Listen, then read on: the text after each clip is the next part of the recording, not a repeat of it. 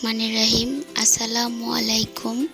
আলহামদুলিল্লাহ আমি ভালো আছি। আশা করছি যে যেখানে আছেন, যে যেখান থেকে আমার ভিডিওটা দেখছেন, আল্লাহর রহমতে আল্লাহ তাআলা যেন সবাইকে সুস্থতা দান করেন। তো আজকে সকালটা আমি ফজরের নামাজের পর থেকে শুরু করে দিলাম। আমার সারাদিন কিভাবে কাটে সেটা নিয়ে আজকে আমার ভিডিও।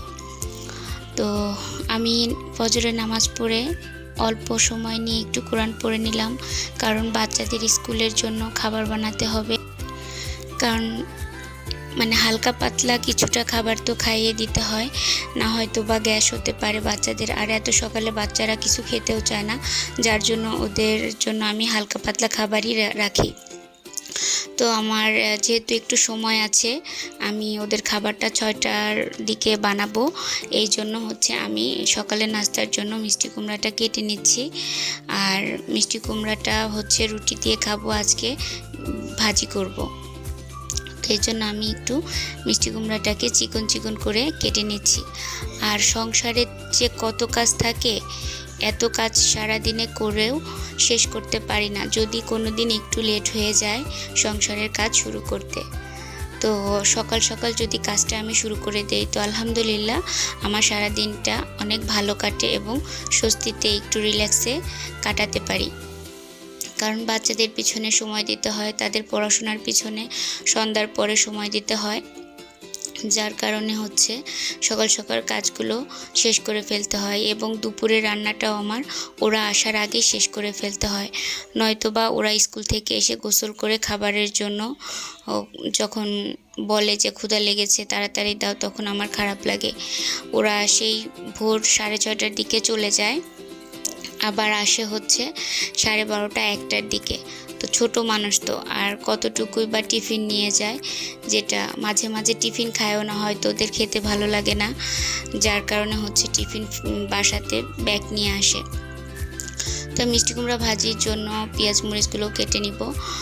আর তারপর আমি মিষ্টি কুমড়াটাকে ভাজি বসিয়ে দিয়ে আমি ওদের জন্য নাস্তা বানিয়ে নিয়ে এবং ওদেরকে রেডি করে ফেলবো। কারণ ওদেরকে আস্তে আস্তে আমি ডাক দিচ্ছি অলরেডি, কারণ ওরা স্কুলে যাবে। একটু সকাল সকাল না উঠলে ওদের ঘুমের চোখটা থেকেই যায়, চোখ থেকে ঘুম যেতে চায় না। কারণ ফজরের নামাজের পরে ওরা আবার একটু ঘুমিয়ে পড়ে, এই কারণে ওরা উঠতে কষ্ট পায়, উঠতে চায় না বাচ্চারা। তো আমার এই তো কাটাকাটি প্রায় শেষের দিকে। তো কাটাকাটি করতে করতে আমি বেশটুকু গল্প করে ফেললাম আপনাদের সাথে। জানি না আমার ভিডিওর কোয়ালিটি কেমন হয়, তো যদি ভুলভ্রান্তি হয় তাহলে অবশ্যই ক্ষমার দৃষ্টিতে দেখবেন। তো সকালে দেখি ও অনেক ডাকাডাকি করছে, তো ও একা পড়ে গিয়েছে। ওকে আমার খালামণির কাছে দিয়ে দিব। উনি বলেছে এর সাথে আরেকটা কিনে উনি পুষবে ওকে। তো ডাকাডাকি করছে জন্য আমি একটু কাছে এসে ওকে দেখে গেলাম। তারপর বাহিরের লাইটগুলো অফ করে দিলাম, কারণ ফজরের কিছুক্ষণ পরেই বাহিরে আলো হয়ে যায়। আর আমার রান্নাঘরের অবস্থার কথা কি বলবো, এই পানির ফিল্টার থেকে প্রতিটা সময়ই বালতি বা কোনো কিছু যদি না দিয়ে রাখি তাহলে এভাবে ভিজে যায়। আর রান্নাঘরের অবস্থা দেখেন, কারণ এই যে রান্নাঘরে কত কাজ জমে আছে আমার।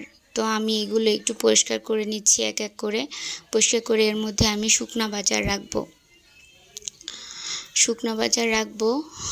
এই জন্য আমি বালতিটাকে, যেহেতু আমার রান্নাঘরে কোনো ক্যাবিনেট নেই, ছোট রান্নাঘর, যার কারণে আমার বাজার বালতিতেই রাখতে হয় ঢাকনা দিয়ে ঢেকে, নয়তো ইঁদুর বা তেলাপোকা বাজারগুলোকে নষ্ট করে ফেলে।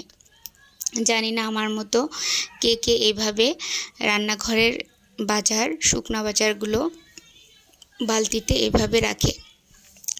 তো আমি ওকে যে রান্নাঘরের যে তাকটা আছে তার নিচে রেখে দেই, আর সাইড দিয়ে আমি যে সব কিছু এক এক করে সাজিয়ে রাখি। আর এই বলগুলো রাখি হাঁড়ি পাতিল মেজে মেজে এর মধ্যে পানি ঝরানোর জন্য। তো আমি চলে এসেছি এখন কাজে। এখন আমি ভাজিটাকে সুন্দর করে বসিয়ে দিব। তো আমি এক একটা কাজ করতে করতে আপনাদের সাথে একটু একটু করে ভিন্ন রকমের গল্প করছি, আপনারা কেউ কিছু মনে করবেন না। যেহেতু আমরা ব্লগ বানাই সেহেতু আমাদের ভুল ত্রুটি হতেই পারে। তো তেল দিয়ে দিলাম কড়াইতে, দেওয়ার পর আমি এখন মরিচ পেঁয়াজ দিয়ে হালকা নাড়া দিয়ে আমি সামান্য পরিমাণে লবণ দিয়ে দিলাম। আর ভাজিটা পেঁয়াজ মরিচের সাথে সাথেই দিয়ে দিলেই ভালো হয়, কারণ পেঁয়াজগুলো তাহলে লাল লাল হয় না। আমি কোনো ভাজিতেই পেঁয়াজ লাল লাল করি না। তো সামান্য একটু হলুদ দিয়ে নাড়া দিয়ে আমি মিষ্টি কুমড়াগুলোকে দিয়ে দিচ্ছি। তারপরে এর মধ্যে আমি বেশি পানি দিব না, সামান্য পরিমাণে পানি দিব, যেন মিষ্টি কুমড়াটা সিদ্ধ হয়ে যায় এবং আস্তে আস্তেও রয়ে যায়। কারণ গলে গেলে আবার মিষ্টি কুমড়া খেতে ভালো লাগে না। এটা যেটা ঘোটাস, যেটা ভাত দিয়ে খায় সেটা গালিয়ে ফেললে খাওয়া যায়, কিন্তু যেটা রুটি দিয়ে সেটা গলে গেলে ভালো লাগে না। তো এখন আমি ভাজিটা বসিয়ে দিয়ে পাশাপাশি আমি বাসনগুলোকে পরিষ্কার করে নিচ্ছি, কারণ এগুলো বেসিনের যদি জ্যাম থাকে তাহলে রান্নাঘরে কাজ করে কখনোই শান্তি লাগে না, বেসিন চুলা যদি নোংরা থাকে। যার জন্য আমি বেসিনটাকে আগে পরিষ্কার করে নিয়ে নিচ্ছি, বাসনগুলোকে মেজে নিয়ে ধুয়ে নেব, তারপর আমি বাকি কাজ করব। আর অফ ক্যামেরাতেই আমি আমার বাচ্চাদেরকে রেডি করে নিয়েছি। আর ওরা এখন স্কুলে চলে যাবে। আর মেবি আমি আমার বাচ্চাদেরকে গাড়িতে দেই, আমরা দেই না, কারণ আমার বাসাটা এখন অনেক দূরে হয়ে গিয়েছে। আগে আমার বাসাটা কাছে ছিল, তাই আমি বা আমার সাহেব সাথে সাথে নিয়ে যেতাম এবং নিয়ে আসতাম। আর এখন আমার বাসাটা অনেকটা দূরে, যার কারণে আমি ওদের দুই ভাই বোনকেই গাড়িতে দিয়েছি। সেটা আল্লাহ বাঁচিয়ে রাখলে অন্য একটা ভিডিওতে শেয়ার করব, যে ওরা স্কুলের গাড়িতে যায়। আর যেহেতু জার্নিও করে সেহেতু ওরা একটু বেশি টায়ার্ড হয়ে যায়, যার কারণে আমার কাজগুলো খুব দ্রুত শেষ করে ফেলতে হয়, যেন ওরা আসলে ওদেরকে একটু সময় দিতে পারি আমি। কারণ বাচ্চারা ছোট মানুষ, তো ওদেরকে একটু সময় দিলে আমরা মায়েদের একটু ভালো লাগে, যে ওদের স্কুল ব্যাগটা, তারপরে ড্রেসগুলো, এগুলো ওরা এসে ক্লান্ত বোধ করে, মানে ওরা স্কুল করে এসে মনে হয় যে ওরা চাকরি থেকে ফিরেছে, কিন্তু এরকমটাই মনে হয়।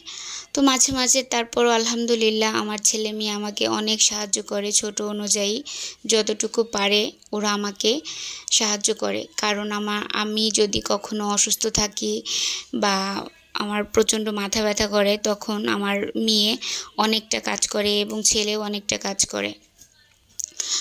তো সেটাও কোনো এক ভিডিওতে শেয়ার করব। আল্লাহ যেন আমাকে সুস্থতাই দান করে, আমি যেন এভাবে সুস্থই থাকি। তো এই যে ভাজিটা পানি শুকিয়ে গেলে আমাদের ভাজিটা হয়ে যাবে। আর বললাম না যে পানির কষ্টের জন্য পানিগুলোকে আমি পরিষ্কার করে নিচ্ছি। আর আজকের ভিডিওটা বেশি বাড়াবো না, এ পর্যন্তই। তো যদি আমার ভিডিওটা ভালো লাগে তাহলে অবশ্যই লাইক কমেন্ট এবং সাবস্ক্রাইব করে আমার পাশে থাকবেন এবং আমাকে অনেক দূর পর্যন্ত এগিয়ে নিয়ে যাবেন। তো আমি একটা গ্রিন টি খাই, এই গ্রিন টিটা বেশ ভালো ছিল, কিন্তু আমি এখন সার্চ দিয়ে পাচ্ছি না। তো এই গ্রিন টিটা খেতে হয় 1 মগ পানি ফুটিয়ে তার মধ্যে 1 চা চামচ গ্রিন টি দিয়ে ফুটিয়ে নিয়ে তারপর ছেঁকে খেতে হয়। কেউ এমনি খেতেও পারে, আবার কেউ মধু দিয়েও খায়। তো আমি এমনিতেই খাই, কষ্ট হয় কিন্তু আমি খাই। তো আমার এই যে মিষ্টি কুমড়া ভাজিটা হয়ে গিয়েছে। আল্লাহ হাফেজ।